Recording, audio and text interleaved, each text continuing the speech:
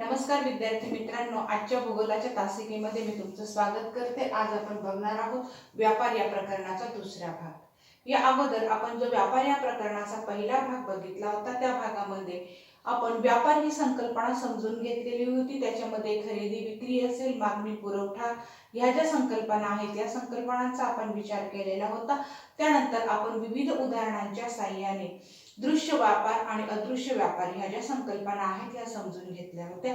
आज आपण वळणार आहोत व्यापाराचे जे प्रकार आहेत या व्यापाराच्या प्रकारांकडे। व्यापाराचे जे प्रकार आहेत त्याचे दोन प्रकार पडतात। त्याच्यामध्ये पहिला आहे वस्तूच्या प्रमाणानुसार, म्हणजे वस्तूची जी संख्या आहे त्या संख्येनुसार, आणि दुसरा जो प्रकार आहे प्रदेशानुसार किंवा विस्तारानुसार।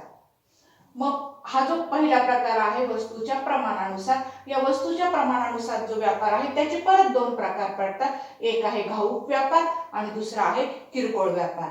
आणि प्रदेश किंवा विस्तारानुसार पडणारा जो आहे त्याचे परत दोन प्रकार पडतात, देशांतर्गत व्यापार आणि आंतरराष्ट्रीय व्यापार।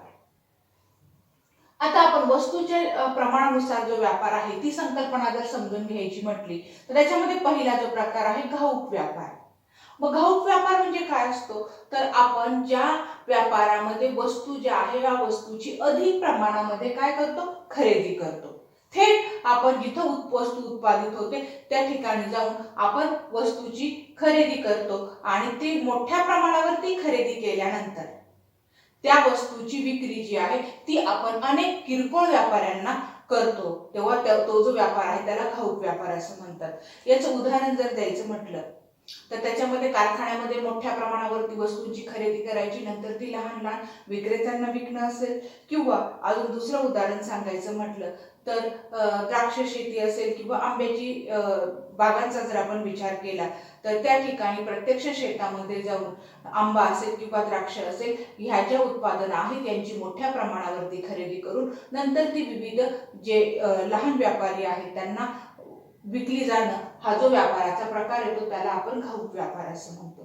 तर किरकोळ व्यापार म्हणजे काय, आपण ज्यावेळी अनेक जे लहान लहान व्यापारी असतात ते मोठ्या व्यापाऱ्याकडनं, म्हणजे जो घाऊक व्यापारी आहे त्या घाऊक व्यापाऱ्याकडनं अनेक लहान लहान जे किरकोळ व्यवसाय करणारे व्यक्ती आहेत, जे प्रत्यक्ष वस्तूची विक्री करतात, ते लोक जाऊन वस्तूची खरेदी करतात, त्यांच्यामध्ये जो व्यापार होतो तो आहे किरकोळ व्यापार।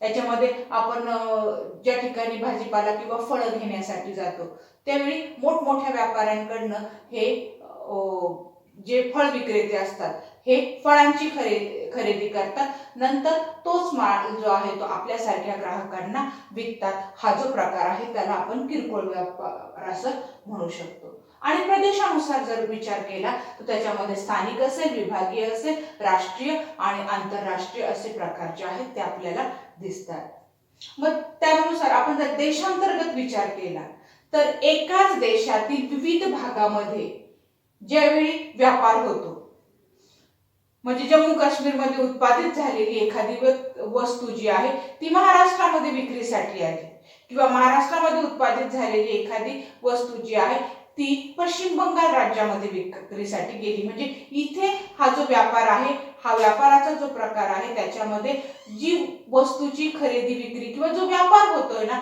हा व्यापार देशांतर्गतच होतो आहे।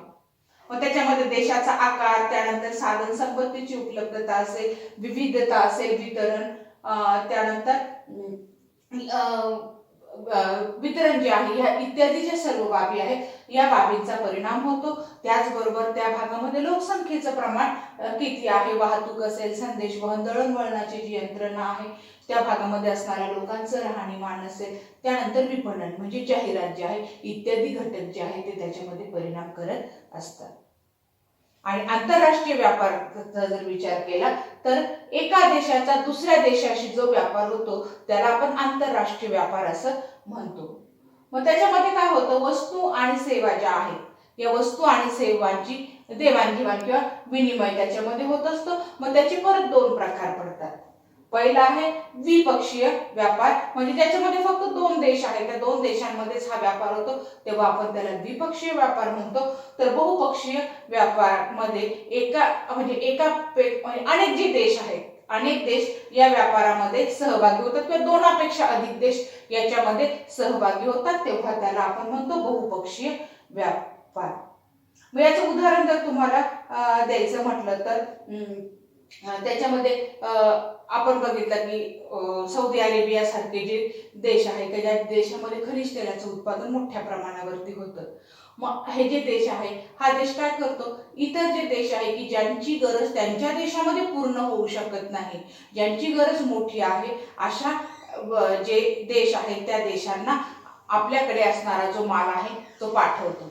किंवा तुम्ही कॅनडा किंवा जी संयुक्त संस्थान आहे त्यांचा जर विचार केला तर त्या भागामध्ये उत्पादित होणारा जो गहू आहे तो ज्या भागामध्ये अन्नधान्याची कमतरता असेल त्या देशांना तो पाठवला जातो.